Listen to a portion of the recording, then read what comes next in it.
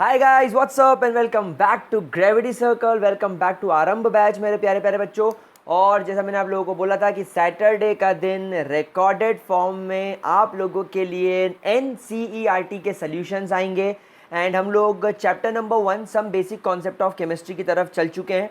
And हम लोगों ने पिछला लेक्चर अगर आप लोगों ने मेरा देखा होगा तो some basic concept of chemistry के अंदर मैंने आप लोगों के साथ में डिस्कस कर लिए थे सारे प्रॉब्लम्स, जो कि 10 प्रॉब्लम्स आपको आपके एनसीईआरटी के अंदर मिलते हैं और मैंने 2 एक्सरसाइज के क्वेश्चंस भी सॉल्व करवा दिए थे। तो गाइज आज हम लोग बढ़ते हैं आगे। ये सारे क्वेश्चंस हम लोग पिछले लेक्चर में आप देख सकते हो सॉल्व कर लिए थे। ये प्रॉब्लम्स आपको मिल जाया करेंगी। देन उसके बाद हम लोगों ने ये वाला क्वेश्चन और ये वाला क्वेश्चन निपटा लिया था। आज हमें हमारा एक्सरसाइज क्वेश्चन का क्वेश्चन नंबर 3 करना है। दैट इज क्वेश्चन आपकी स्क्रीन पर है। Without wasting any time let's start solving our NCERT questions. और गाइस सबसे पहला सवाल आप लोगों की स्क्रीन पर देखो क्या कह रहा है ये, that determine the empirical formula of an oxide of iron, जिसमें आपको आयरन इतना परसेंट और ऑक्सीजन इतना परसेंट दे रखा है। तो गाइस याद करो, मैंने आपको हमेशा क्या सिखाया है कि जब कभी भी कोई भी चीज़ अगर आप लोगों को परसेंटेज में दे रखी हो, सीधा सीधा उसको ग्राम्स में कन्वर्ट कर लो, सीधा सीधा उसको ग्राम्स में कन्वर्ट कर लो। अब यहाँ पर मुझे एक बात बताइए कि यार कैलकुलेशंस को आसान करने के लिए क्यों ना मैं इस 69.9% को अप्रॉक्सीमेटली 70 ले लूँ, अप्रॉक्सीमेटली 70% ले लूँ, तो ये 70 ग्राम्स हो जाएगा। That's it. अच्छा, ऑक्सीजन को वैसे 30.1% दे रखा है, मैं इसको अप्रॉक्सीमेटली 30 मान लेता हूँ, कोई ज़्यादा फर्क नहीं पड़ता, तो ये बन जाएगा 30 ग्राम्स। अब गाइस हमें क्या निकालना है, एम्पेरिकल फार्मूला। तो गाइस एम्पेरिकल फार्मूला निकालने के लिए सबसे पहले आप लोगों को इसके मोल्स निकालने होते हैं। तो स्टेप नंबर 2 में हम लोग इसके मोल्स निकाल लेते हैं। मोल्स निकालने का फॉर्मूला होता है given mass upon molecular mass. Iron का गिवन मास 70 हो गया। और गाइस अगर आप लोगों को पता हो तो मैं आपको बता दूं, अगर नहीं पता तो आयरन का आप लोग मास 56 लेकर चलेंगे। वैसे किताबें 55.85 बोलती है, हम 56 लेकर चलेंगे अप्रॉक्सीमेटली। जब मैं इसको सॉल्व करूंगा तो नियर अराउंड मुझे 1.25 मोल्स मिलेंगे। सिमिलरली जब मैं ऑक्सीजन की बात करूंगा, आप सभी लोग जानते हैं कि यहाँ पर आपका गिवन मास 30 है और ऑक्सीजन का मोलर मास 16 होता है। तो 16 1 जा 16, 14 कैरी, देन 8, यानी इसको मैं अप्रॉक्सीमेटली 8 मान लेता हूँ। दैट मीन्स मेरे ऑक्सीजन के मोल्स इतने हो गए। Now I have got the moles. Now guys empirical formula का मतलब होता है simple whole number ratio. What do you mean by empirical formula? Empirical formula का मतलब होता है सिंपल रेशो। तो यहाँ पर आप लोगों को इसको सिंपल रेशो में कन्वर्ट करना पड़ेगा। भाई आयरन के मोल्स 1.25 है, ऑक्सीजन के मोल्स 1.88 है, तो कोई एक ऐसे नंबर से इसको डिवाइड करो जिससे दोनों पूरी तरीके से डिवाइड हो जाए। तो मैं इन दोनों को 1.25 से डिवाइड करता हूँ, तो यहाँ पर मुझे वैल्यू मिलती है 1 एंड यहाँ पर मुझे वैल्यू मिलती है 1.5। This is your simple ratio, this is your simple ratio guys. लेकिन ये सिंपल रेशो के अंदर एक प्रॉब्लम आ रही है, कभी भी इस तरीके का डेसिमल वाला नंबर नहीं होना चाहिए। जब कभी भी आप सिंपल रेशो निकालो, इस तरीके का डेसिमल वाला नंबर नहीं होना चाहिए। ये हमेशा 1, 2, 3 ऐसा होना चाहिए। तो मैं क्या करूँगा, I will convert it into the simplest ratio, simplest possible ratio. तो सिंपलेस्ट पॉसिबल रेशो में मैं एक काम करता हूँ, इन दोनों को कोई एक ऐसे नंबर से मल्टीप्लाई कर देता हूँ जिससे कि इसका डेसिमल हट जाए। तो दोनों को एक ऐसे नंबर से मल्टीप्लाई करूँ तो मेरे ख्याल से 2 से करना ज़्यादा बेहतर है। अगर मैं इसको भी 2 से मल्टीप्लाई कर दूँ तो ये हो जाएगा 3। तो देयरफॉर आपका फाइनल जो आंसर आएगा दैट इज Fe2O3। ये हो गया आपका सवाल सॉल्व। तो this is your empirical formula. क्या ये बात मेरा प्यारा प्यारा बच्चा लोगों को समझ में आ रही है? क्या इसके अंदर किसी भी तरीके की, आई रिपीट, क्या इसके अंदर किसी भी तरीके की कोई दिक्कत? पक्की बात? ठीक है, चलिए। मुझे एक क्वेश्चन इससे मिलता जुलता दिख रहा है, क्वेश्चन नंबर 8। तो पहले मैं क्वेश्चन नंबर 8 करवा देता हूं। आप क्वेश्चन नंबर 8 पर देखो, जरा ध्यान डालो। ये फिर आपसे वही कह रहा है कि आपके पास में एक आयरन का ऑक्साइड है जिसमें आयरन इतना है और ऑक्सीजन इतना है। देयरफॉर हम अभी अभी क्वेश्चन नंबर 3 करके आए हैं, अभी अभी हम लोग क्वेश्चन नंबर 3 करके आए हैं और क्वेश्चन नंबर 3 से हमें पता चला है कि इसका एम्पेरिकल फॉर्मूला कितना निकल के आया है। इसका एम्पेरिकल फॉर्मूला निकल के आया है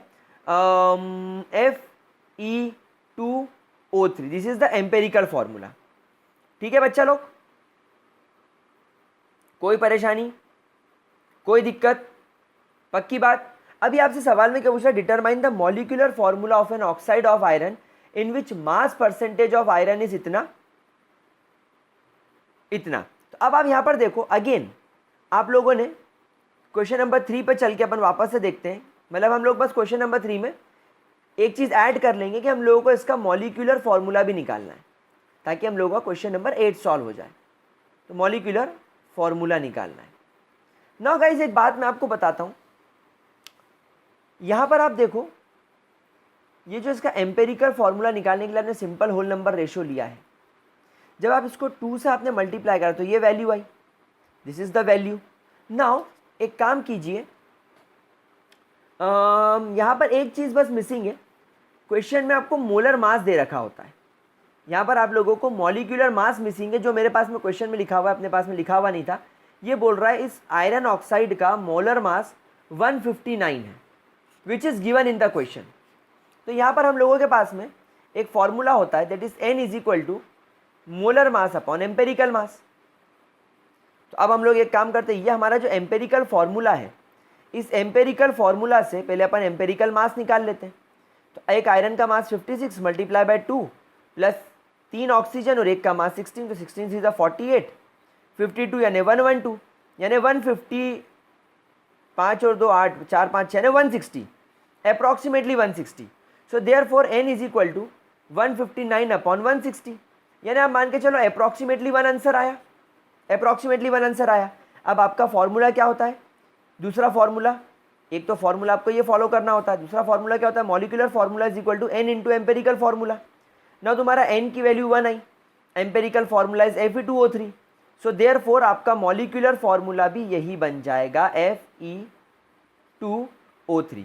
तो अगर आप लोगों को जो क्वेश्चन नंबर 8 है, जो प्रॉब्लम नंबर 1.8 है, उसमें आपको बोला है कि एक आयरन ऑक्साइड है जिसमें आयरन का परसेंटेज इतना है, ऑक्सीजन का परसेंटेज इतना है और उसका मोलर मास इतना है, तो आपको उसका मॉलिक्यूलर फार्मूला निकालना है। तो ये हो गया उसका मॉलिक्यूलर फार्मूला, यानी Fe2O3।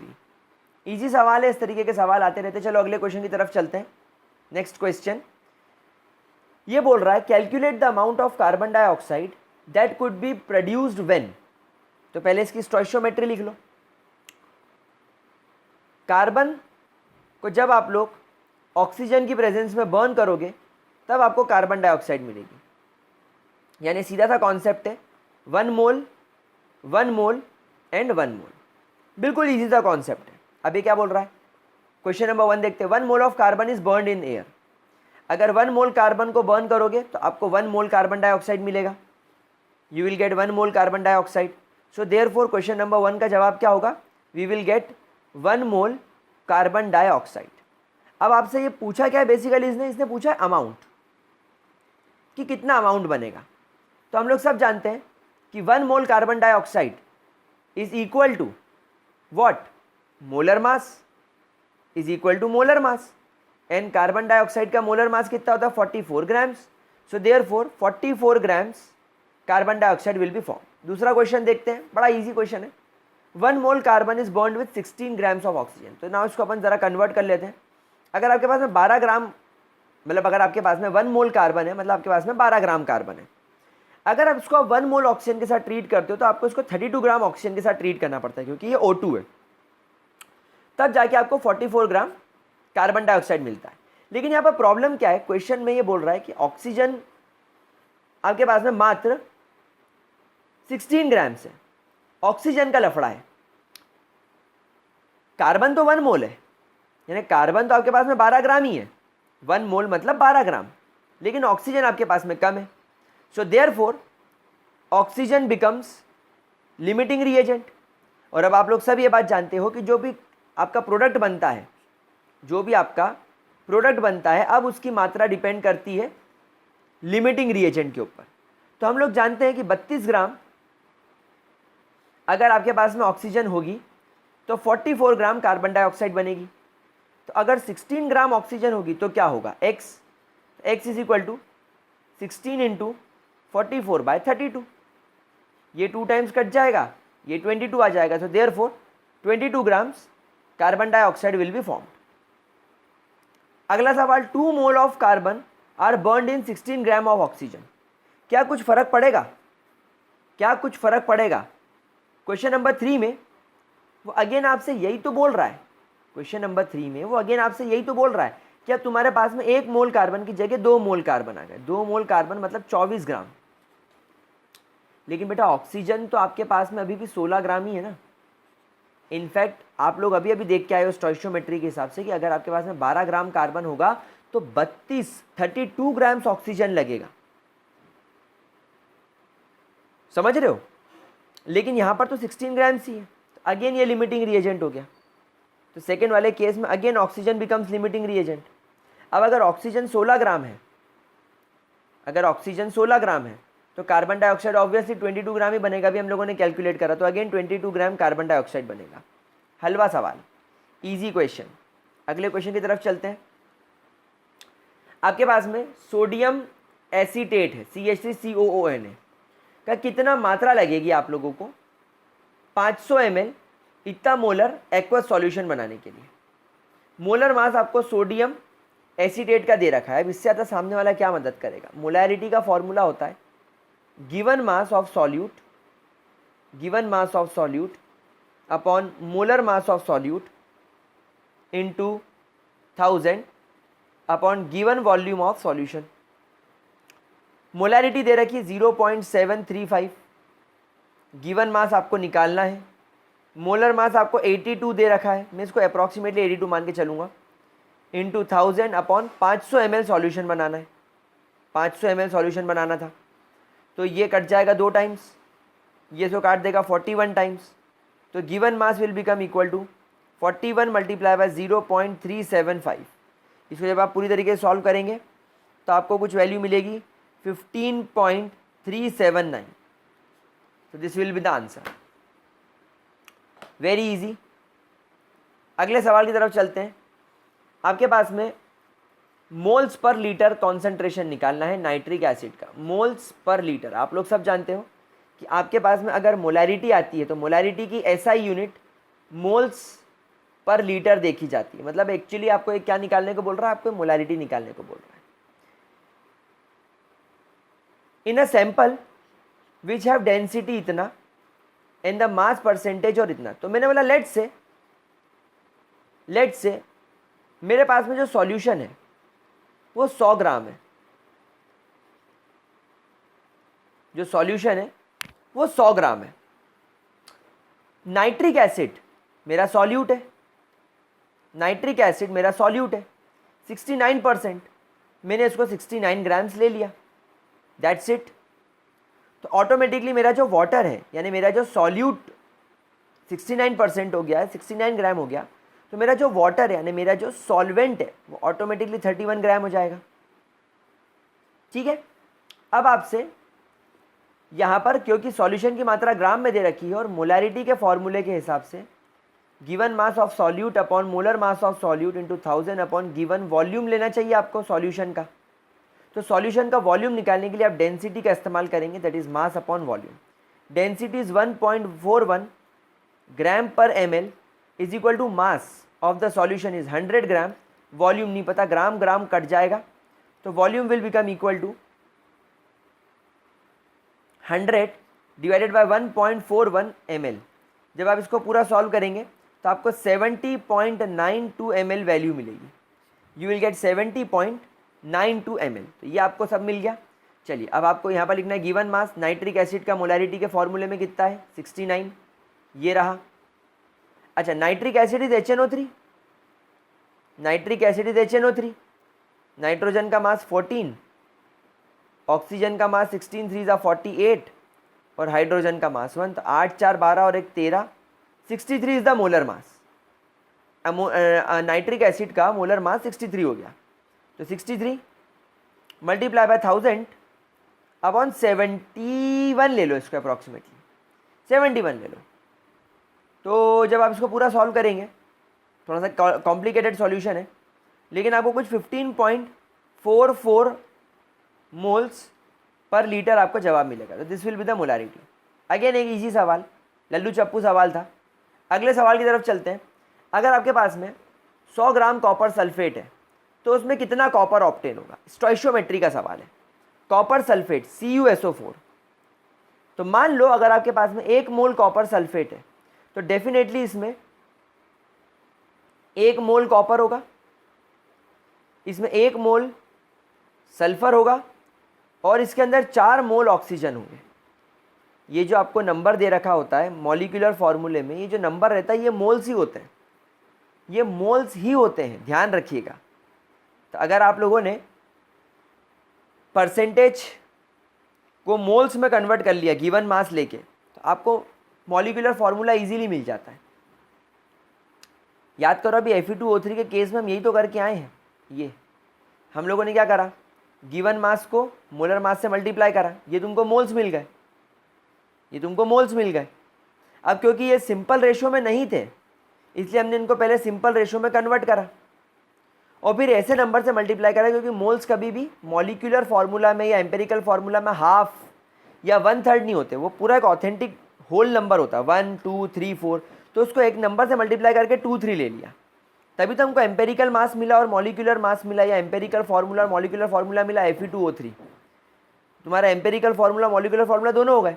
तो ये जो नंबर रहता है ना किसी भी मॉलिक्यूलर फार्मूला में, ये बताता है कि उस एलिमेंट के कितने मोल्स मौजूद हैं। तो यहाँ पर ये बात क्लियर हो गई।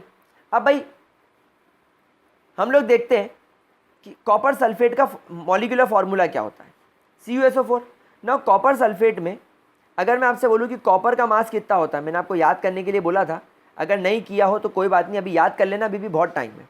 कॉपर का मास इज 63.5, सल्फर का मास इज 32 एंड ऑक्सीजन के 4 एटम है, एक का मास 16 होता है, 16 4 था 64।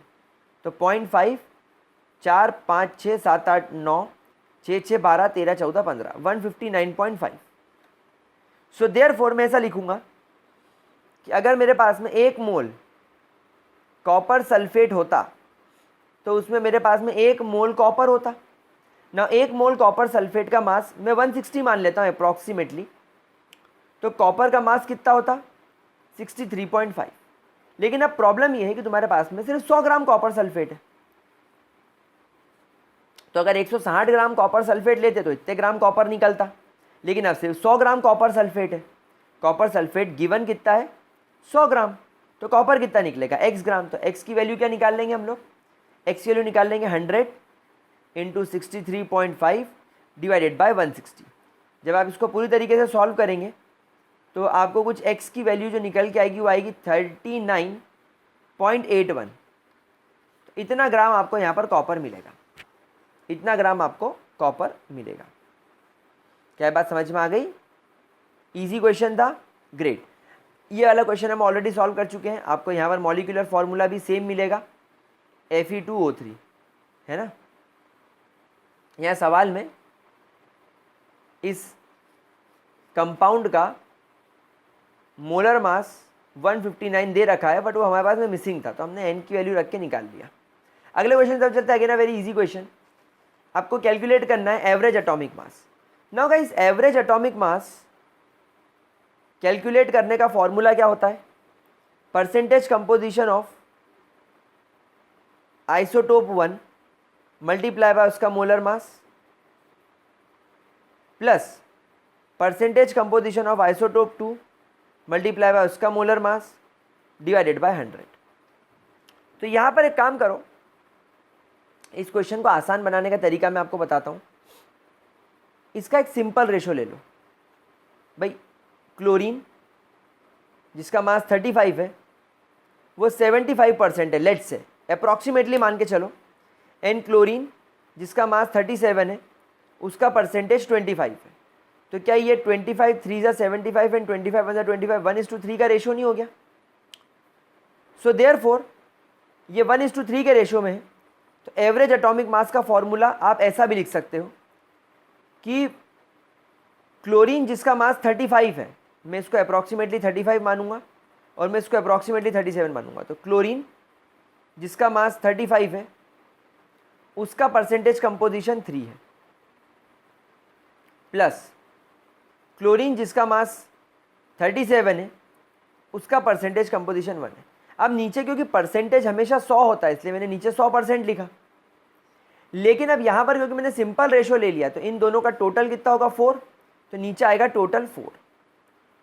आप चाहो तो ये कर लो, आप चाहो तो directly 35 into 75 and 37 into 25 divided by 100 करके भी कर सकते हो, लेकिन मैं इसको सिंपली करना चाहता हूँ इसलिए आपको ऐसा समझ में जल्दी आना चाहिए। 5 3 15, 3 9 प्लस 1 10 प्लस 37 डिवाइडेड बाय 4, 5 और 7 12, एक कैरी 3 और 1 4 और 1 डिवाइडेड बाय 4, तो 4 3 12, 2 carry 4 5 20, 4 5 20, that is the average atomic मास। ये जेई में आया था इस बार, जेई 2020 में सवाल आया था ये, यू वोंट बिलीव ये सवाल जेई 2020 में आया था। अगला क्वेश्चन देखते हैं। ये क्वेश्चन आप लोग सब समझ गए हैं। आपके पास में मीथेन, आपके पास में इथेन दे रखा है, यू हैव C2H6। अभी क्या बोल रहा है, the number of moles of carbon in it, the number of moles of carbon in it. तो मैं आपको ये बता ही चुका हूँ कि अगर आपके पास में ये 1 मोल होगा तो इसके अंदर 2 मोल कार्बन दिख रहा है मुझे, देखो 2 लिखा है ना, और मुझे इसके अंदर 6 मोल हाइड्रोजन मिल रहा है। अभी बोल रहा है कि अगर आपके पास में 3 मोल होते तो इसमें कितने मोल कार्बन होते, तो 1 मोल में 2 मोल कार्बन, तो 3 मोल में क्या हो जाएगा 2 इंटू 3 यानी कि 6 मोल्स। तो इसमें कितने मोल कार्बन होंगे 6 मोल्स। कितने हाइड्रोजन होंगे, हम लोग जानते हैं कि 1 मोल के अंदर 6 मोल, 1 मोल के अंदर 6 मोल हाइड्रोजन होते हैं। तो फिर 3 मोल के अंदर कितने होंगे, क्रॉस मल्टीप्लाई कर देंगे, 6 3 18 हो जाएगा, तो 18 मोल्स। तो इसका जवाब आ गया आपका 18 मोल्स। और कितने मॉलिक्यूल्स होंगे मीथेन के, सॉरी इथेन के। अब भाई 1 मोल के अंदर 6.02 2 into 10 to the power 23 molecule होते हैं 1 मोल के अंदर।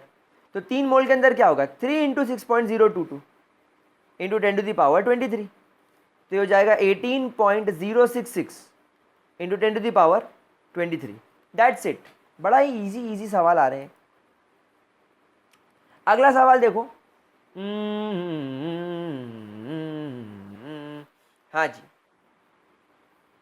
सवाल क्या है, शुगर को आपने 20 ग्राम शुगर ले ली और आपने उसको डिसॉल्व कर दिया 2 लीटर सॉल्यूशन के अंदर। आपको कॉन्सेंट्रेशन निकालना है। कॉन्सेंट्रेशन यहाँ पर मोलैलिटी नहीं दिया, बड़े बदतमीज लोग हैं। लेकिन आपको ये बात समझ में आ रही है कि यार यूनिट तो मोल पर लीटर है, और अगर मेरे पास में मोलैलिटी नामक पदार्थ है तो इसकी यूनिट हमेशा मोल पर लीटर होती है, इसकी यूनिट हमेशा मोल पर लीटर होती है। अच्छा, अगर मोलैलिटी होता तो मोल्स पर केजी होता, तो क्योंकि मोल पर लीटर है मतलब आपको मोलैलिटी निकालनी है।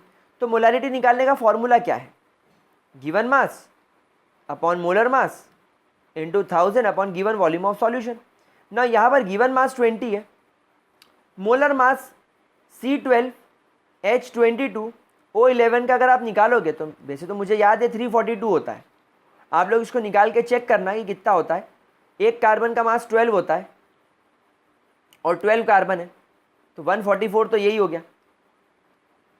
16 इंटू 11, 16 इंटू 160 और 176 ये हो गया, और 22 ये हो गया। 6 4 10 2 12, एक कैरी 7 8 9 10 और 4 और 14, 1 कैरी 3 देखा 342 आ रहा है, यस। तो 342 इंटू 1000। अब बस एक चीज़ समझना है, गिवन वॉल्यूम ml में होना चाहिए। यहाँ तुमको 2 लीटर दे रखा है, तो क्या मैं 2 लीटर को 2000 ml नहीं लिख सकता? हाँ लिख सकता हूँ, तो मैंने इसको 2000 लिख दिया। तो ये और ये कैंसिल, इसने इसको 10 टाइम काट दिया, तो 10/342। बड़ा अजीबोगरीब कैलकुलेशन होगा और बहुत छोटा नंबर मिलेगा, आई थिंक 0.0292 आपको यहाँ पर चीज़ मिलेगी। ठीक है, चलिए अगले सवाल की तरफ चलते हैं।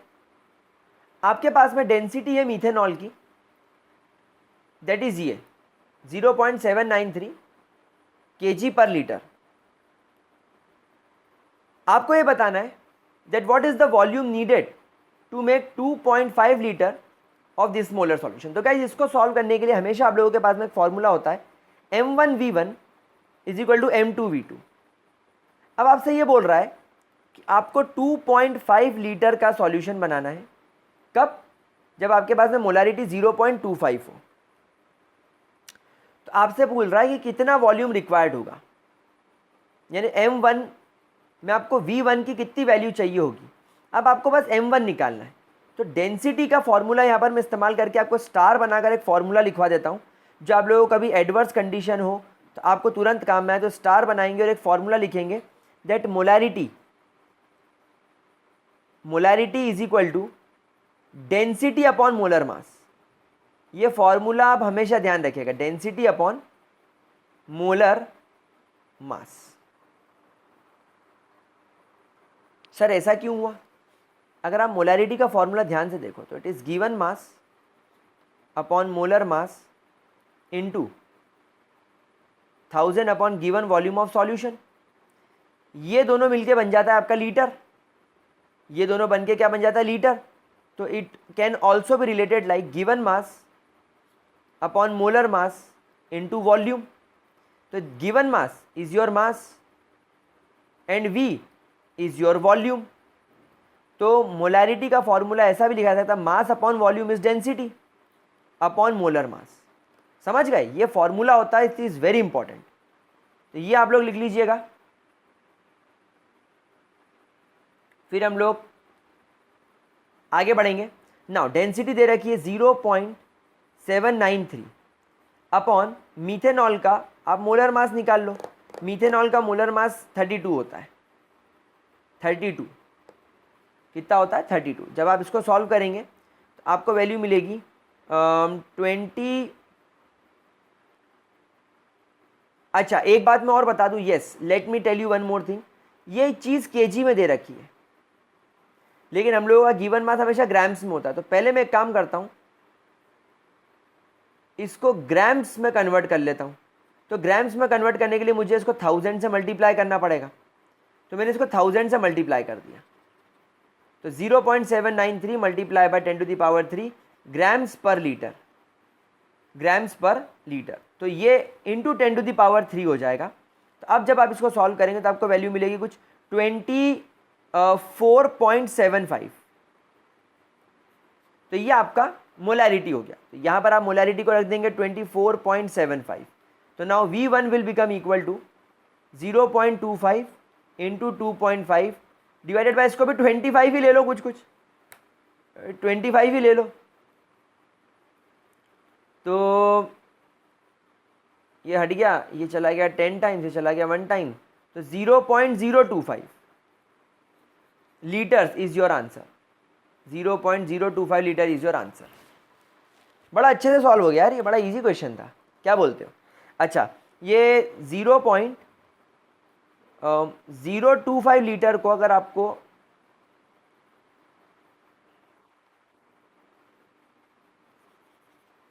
अगर आपको 0.025 लीटर को ml में कन्वर्ट करना, 1000 से मल्टीप्लाई कर दो तो ये शायद 25 ml के आसपास हो जाएगा। 25 ml is your answer. Question समझ में आ गया? चीज़ों को अप्रॉक्सीमेट करके सॉल्व करना सीखोगे ना तो बड़ा जल्दी क्वेश्चन के आसपास पहुंचोगे। राउंड ऑफ करके बड़ा जल्दी आप लोग क्वेश्चन के आसपास पहुंचोगे। अब ये क्वेश्चन बड़ा बच्चों को तकलीफ देता है, बड़ा उनको कॉम्प्लिकेटेड लगता है, बट ये क्वेश्चन बड़ा इजीली सॉल्व हो जाएगा। Pressure is determined as force per unit area. जल्दी जल्दी लिखो। Pressure is determined as force per unit area. The SI unit of pressure is pascal, लेकिन 1 pascal is also written as newton per metre square. अभी बोल रहा था mass of air, air का आप लोगों को यहां पर मास दे रखा है 1034 ग्राम पर सेंटीमीटर स्क्वायर। तो आपको बताना है calculate the pressure in pascals. अब आप कैसे सॉल्व करोगे? तो सबसे पहले ध्यान रखिएगा ये कन्वर्जन पर फॉर्मूला है। तो देखो सबसे पहले मैं एक काम करता हूँ, ये जो एयर मेरे को 1034 ग्राम पर सेंटीमीटर स्क्वायर दे रखी है, मैं इसको केजी में बदल देता हूँ। तो क्या मैं इसको ऐसे लिख सकता हूँ, 1000 से डिवाइड कर दूँ? अगर मैं इसको 1000 से डिवाइड करता हूँ तो मुझे वैल्यू केजी में मिल जाएगी, तो ये बन जाएगा केजी पर सेंटीमीटर स्क्वायर। अब आप सब एक बात जानते हो कि 1 सेंटीमीटर हमेशा 0.01 मीटर के बराबर होता है। आपके पास में सेंटीमीटर स्क्वायर है, तो 1 centimetre square will become equal to 0.01 into 0.01, तो 0.0001 मीटर स्क्वायर हो जाएगा। तो नाउ अगर आप इसको 1.034 केजी पर सेंटीमीटर स्क्वायर को अगर आप मीटर स्क्वायर में कन्वर्ट करना चाहते हो तो आपको इससे डिवाइड करना पड़ेगा 0.0001 से, तो ये बन जाएगा 0.10340 केजी पर मीटर स्क्वायर, मतलब हमने इसको मीटर स्क्वायर में कन्वर्ट कर लिया। सर आपने इतनी पंचायत क्यों करी? इतनी पंचायत इसलिए करी क्योंकि मीटर स्क्वायर मेरे को चाहिए, न्यूटन मीटर स्क्वायर में मेरे को वैल्यू दे रखी है, तो मेरे को ये चाहिए। अब आप लोग सब जानते हैं pressure is equal to force upon area. अच्छा, क्या आप ये बात जानते हो that force is equal to mass into gravity acceleration divided by area? अब सीधा सा फंडा पकड़ो कि जो तुम्हारा फोर्स है इसमें मास क्या है 10340। अच्छा, mass upon area, metre is your area, ये एरिया का स्क्वायर हो जाएगा, और ये केजी, तो ये मास और ये एरिया, तो ये जो तुमको मास अपॉन एरिया दे रखा है इसकी वैल्यू एक साथ आ गई kg per metre square, multiply by gravity का एक्सेलरेशन अपन अप्रॉक्सीमेटली 10 मान ले, 10 मीटर पर सेकेंड, 10 मीटर्स पर सेकेंड। मान ले ऐसा कि नहीं माने? बिल्कुल सर मान लो। तो अब आपको यहाँ पर वैल्यू क्या मिलेगी?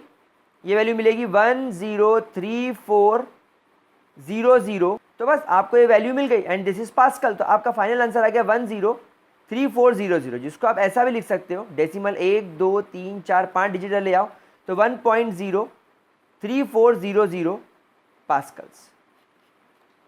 ये आपकी यूनिट सॉल्व। इजी क्वेश्चन था यार, कोई ज़्यादा कॉम्प्लिकेटेड क्वेश्चन नहीं था, हो जाता है इजीली सॉल्व, कोई बड़ी बात नहीं है। अगला क्वेश्चन मुझे थ्योरेटिकल क्वेश्चन दिख रहा है। Next question that I have is a theoretical question. ये आपसे पूछ रहा है कि एसआई यूनिट ऑफ मास क्या है? मास की एसआई यूनिट क्या होती है बेटा? किलोग्राम्स। क्या मैंने सही बोला? यस, बिल्कुल सही बोला। अच्छा, मास को डिफाइन कैसे करोगे? It is the amount of matter, it is the amount of matter present in a body. एक बॉडी में कितना अमाउंट प्रेजेंट है किसी भी मैटर का, वो उसका मास होता है। बड़ा हल्का फुल्का सवाल है। चलिए यहाँ पर मैच द फॉलोइंग करना है। भाई माइक्रो क्या होता है? माइक्रो होता है 10⁻⁻⁶।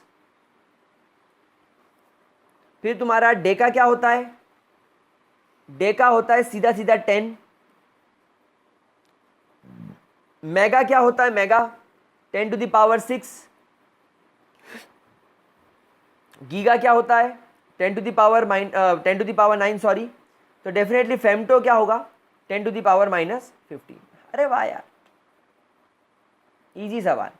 What do you mean bye significant figures? Guys हम लोग जानते ही हैं सिग्निफिकेंट फिगर का मतलब क्या होता है।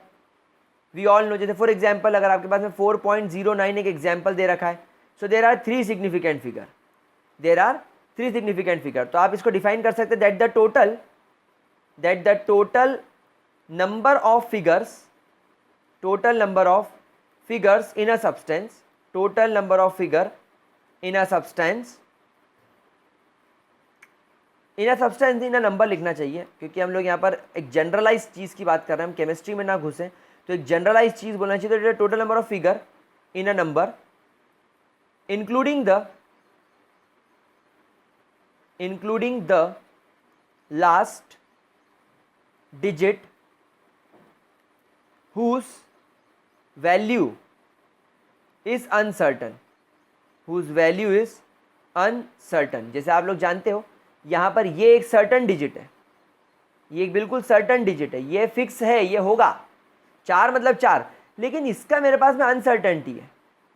भाई ये गारंटी नहीं कि बिल्कुल फिक्स वैल्यू आई, हो सकता है कुछ ज़्यादा हो सकता है कुछ कम हो। तो सिग्निफिकेंट फिगर एक ऐसा फिगर होता है या टोटल नंबर ऑफ फिगर्स के बारे में बात करता है जो कि एक नंबर के अंदर है, उसमें सिग्निफिकेंट और मतलब उसमें सर्टन और अनसर्टन दोनों नंबर होने चाहिए। अगला सवाल आपको ये बताना है कि drinking water was found to be severely contaminated with chloroform, suppose to be carcinogenic है। The level of contamination is 15 ppm। Guys 15 ppm का मतलब होता है क्लोरोफॉर्म के 15 पार्ट्स मिले हैं इन 10⁶ पार्ट ऑफ वाटर। मतलब अगर आपने 10⁶ यानी अगर आपने 10 लाख लीटर पानी ले लिया या 10 लाख किलो अगर आपने पानी ले लिया तो उसमें 15 किलो क्लोरोफॉर्म निकला, ये कुछ ऐसा बोल सकते हैं। तो इसको परसेंटेज में एक्सप्रेस करो। भाई परसेंटेज एक्सप्रेस क्या है, कितने पार्ट क्लोरोफॉर्म मिला, 15 पार्ट, कितने पानी में 10⁶, मतलब टोटल कितना हो गया 10⁶ इंटू 100, तो ये हो जाएगा 15 इंटू 10⁻, मैं इसको -4 लिख देता हूँ। और अगर और इसको साइंटिफिक नोटेशन में प्रॉपरली सिग्निफिकेंट फिगर या साइंटिफिक नोटेशन में लिखूँ तो एक डेसिमल इधर ले आता हूँ लेफ्ट साइड, तो ये पावर में प्लस हो जाएगा +1, -4 यहाँ बचेगा -3, तो ये हो गया। जैसे पार्ट्स पर मिलियन है और यहाँ पर हमको परसेंटेज निकालना है तो हमको उसको ऐसा करना पड़ेगा। अच्छा आपको इसकी मोलैरिटी निकालनी है, डिटरमाइन द मोलैरिटी, तो ये तुम्हारा परसेंटेज बाय मास है। तो अगर ये इतना परसेंटेज मिला तो इसको इतना ग्राम में डायरेक्टली लिख लो। मैंने आपको हमेशा सिखाया है ग्राम परसेंटेज को सीधा सीधा ग्राम में लिखा जा सकता है।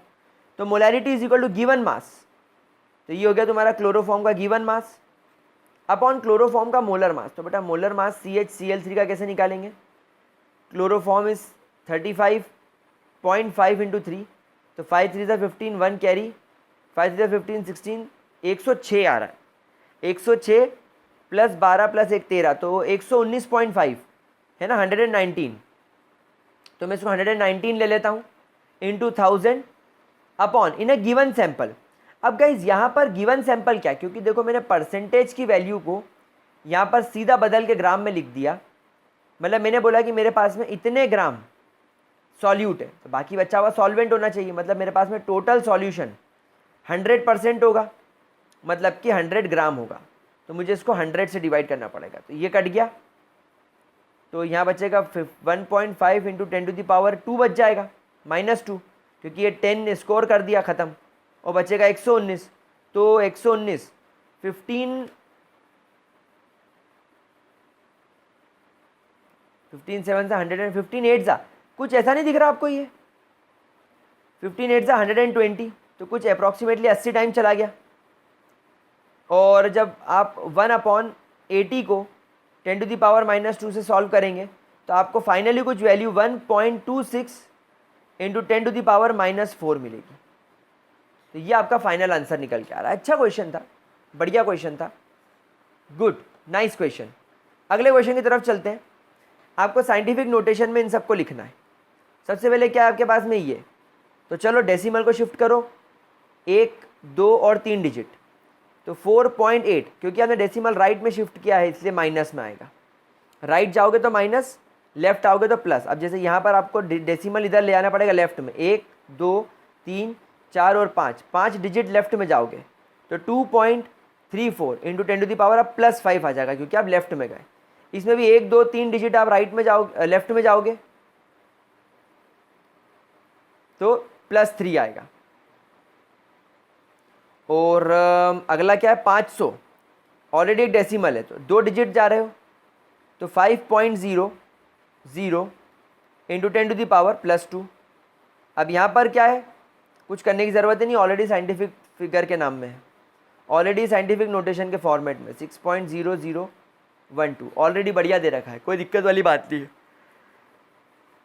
साइंटिफिक नोटेशन में आपको डेसिमल को ऐसे शिफ्ट करना है कि वहाँ पर सिर्फ एक ही डिजिट दिखे। साइंटिफिक नोटेशन बोले तो n इंटू 10⁻n, ठीक है।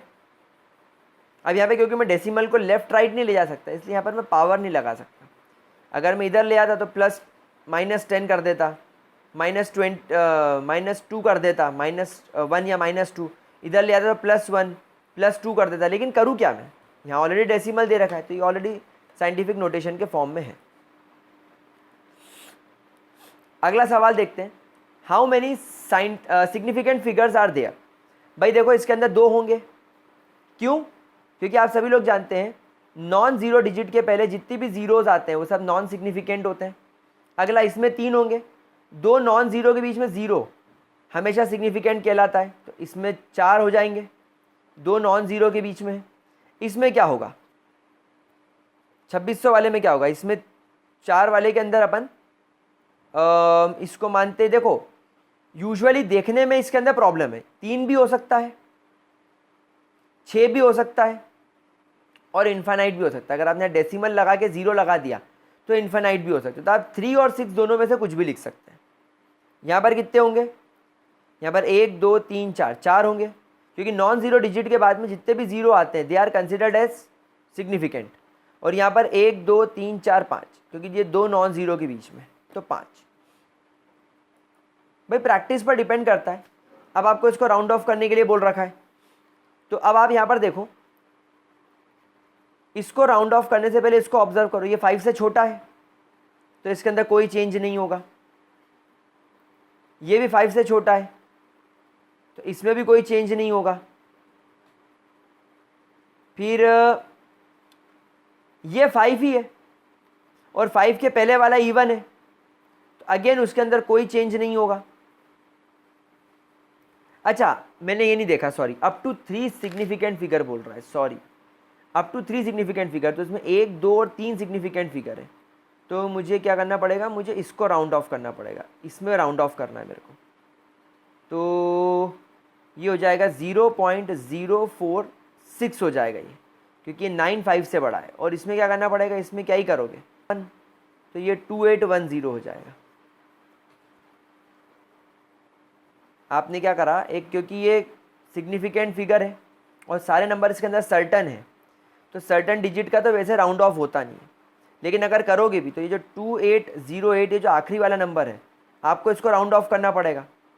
तो यहाँ पर ये नहीं होता कि इसको इग्नोर कर दो, जैसे आपने यहाँ पर इस 1 को हटा के 2 लिख दिया, सिर्फ ये नोट कर दिया, ये दोनों हटा दिए, यहाँ 1 हटा के आगे वाले को 4 लिख दिया और ये 3 हटा दिए। यहाँ पर इसको गोल करके, क्योंकि ये 3 सिग्निफिकेंट फिगर बोल रहा है, तो ऊपर वाले में 3 4 2 ये 3 सिग्निफिकेंट हो गए। 1 6 को अपन ने हटा दिया, 3 सिग्निफिकेंट लेना है ना। यहाँ पे जैसे 104 ये 3 सिग्निफिकेंट हो गए, 107 को मैंने हटा दिया, इसको राउंड ऑफ कर दिया। अब आपको अप टू 3 सिग्निफिकेंट फिगर लेना है, लेकिन यहाँ तो सारे ही सिग्निफिकेंट है, तो मैंने 8 को जब राउंड ऑफ करा तो मेरे को उसको 0 लेना पड़ेगा। अब क्योंकि ये 8 5 से बड़ा है तो उसके आगे वाले नंबर को मुझे बढ़ाना पड़ेगा। अब 0 से बड़ा क्या होगा 1, तो 1, तो 2810 इज द आंसर। इस तरीके से इसको सॉल्व करते हैं। अगला सवाल, आपको एक वैल्यूज दे रखी है, देखो 14 ग्राम 16 ग्राम ऑक्सीजन के साथ नाइट्रोजन रिएक्ट कर रहा है, 14 ग्राम डाई नाइट्रोजन फिर 32 ग्राम के साथ रिएक्ट कर रहा है, फिर ये 28 32 के साथ कर रहा है, फिर ये 28 80 के साथ कर रहा है। आप यहाँ पर सबके अंदर देखो, इन दोनों केसेस में नाइट्रोजन का रेशियो फिक्स है, लेकिन ऑक्सीजन 1:2 के रेशियो में बदल रहा है। आई बात समझ में बच्चा लोग? अच्छा, फिर इन दोनों को देखो, ये 32 ये 32, लेकिन ये 14 और ये 28, तो अब ये दोनों 1:2 के रेशियो में बदल गए। Understanding the point?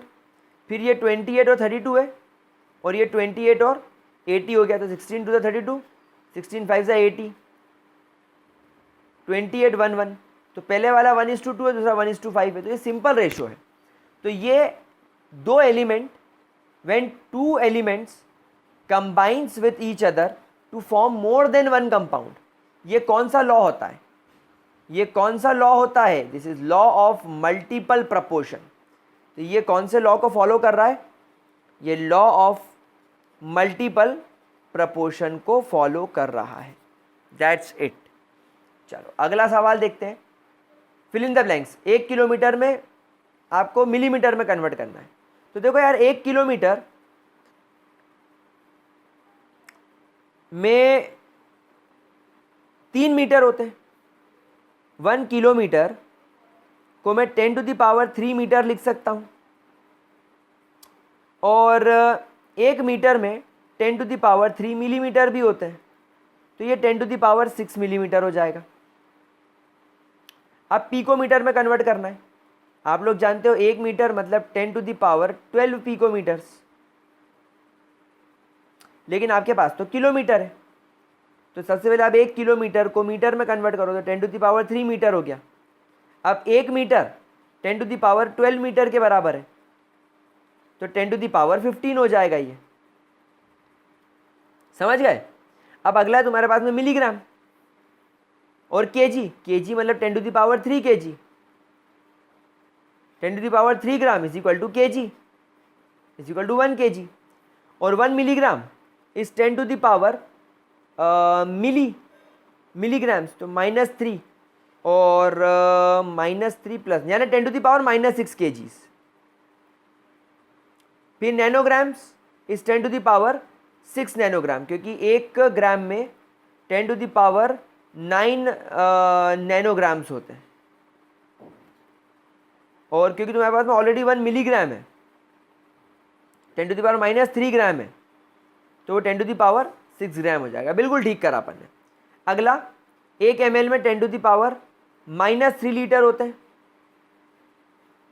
10⁻³ लीटर होते हैं, और डेसीमीटर भी कितने होंगे? 10⁻³ होंगे, क्योंकि हम लोग जानते हैं 1 litre is equal to 1 decimetre cube होता है। तो ये दोनों बराबर है, तो जितना ये लीटर होगा उतना आपका ये होगा। बड़ा इजी क्वेश्चन है, डायरेक्ट कन्वर्जन से कहीं आते नहीं है, सिर्फ आपके नॉलेज पर्पज से लिखाया जाता है ना। गाइज आपको ये क्वेश्चन दे रहा है कि आपके पास में वेलोसिटी है या स्पीड ऑफ लाइट है 3 × 10⁸ मीटर पर सेकेंड।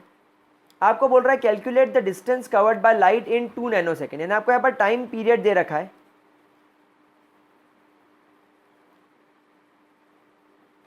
2 नैनोसेकेंड, और वी कैन से 2 × 10⁻⁻9 सेकेंड्स। अब डिस्टेंस क्या होता है? Speed into time.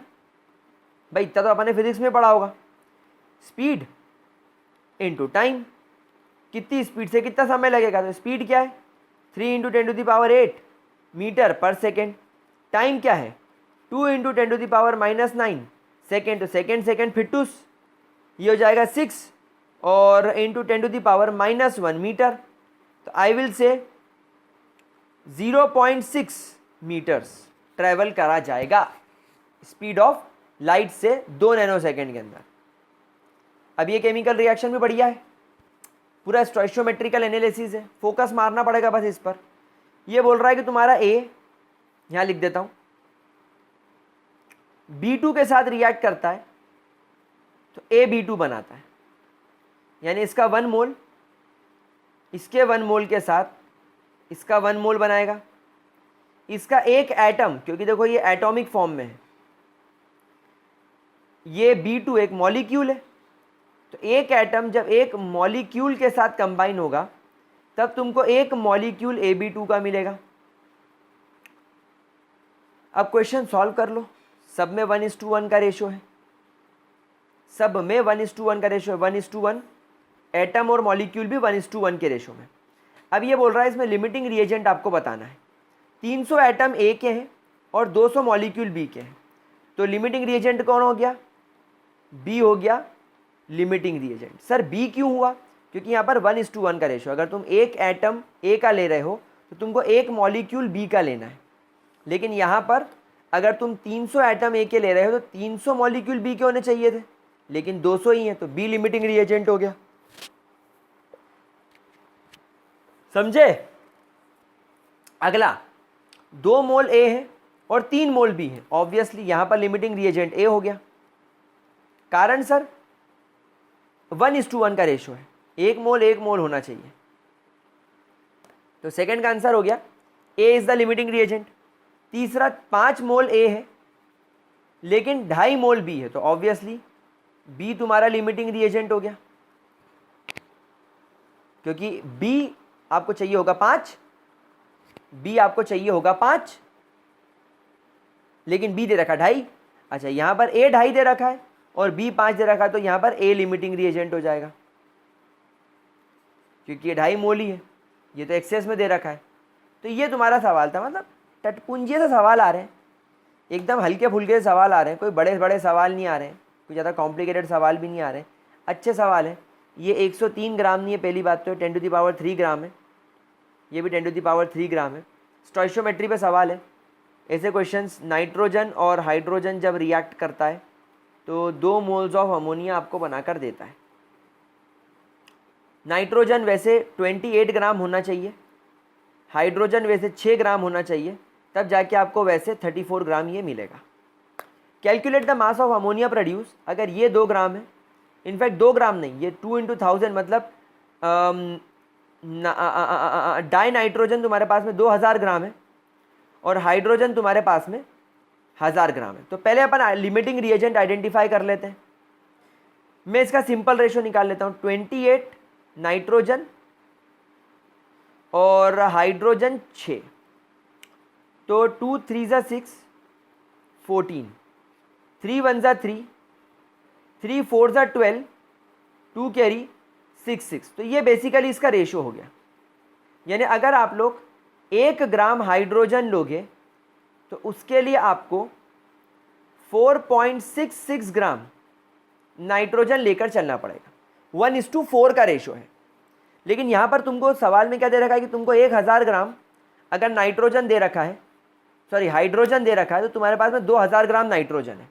तो क्लियरली ये विजिबल है कि ये तो 1:2 के रेशो में दे रखा है, ये गिवन है, और ये स्टोइशियोमेट्री से निकला। मतलब कि इससे पता चल गया कि नाइट्रोजन गिवन क्वांटिटी से कम है। अगर 1 ग्राम हाइड्रोजन है तो 4.66 ग्राम नाइट्रोजन होना चाहिए था। मतलब अगर 1000 ग्राम हाइड्रोजन है तुम्हारे पास में 4660 नाइट्रोजन होना चाहिए था, पर दिया 2000 ही है, 1:2 का रेशो। तो nitrogen is limiting reagent. So therefore आप लोग लिखेंगे नाइट्रोजन इज लिमिटिंग रिएजेंट। अब सर सवाल क्या सॉल्व करना है, आपको बताना है अमोनिया कितना बनेगा। तो गाइस पहले इसको ज़रा देख लो ताकि मैं इसको रब कर सकूं। इसका स्क्रीनशॉट ले लो ज़रा, 1 मिनट, ठीक है। चलिए तो ये इसको यहाँ से रब कर देते हैं।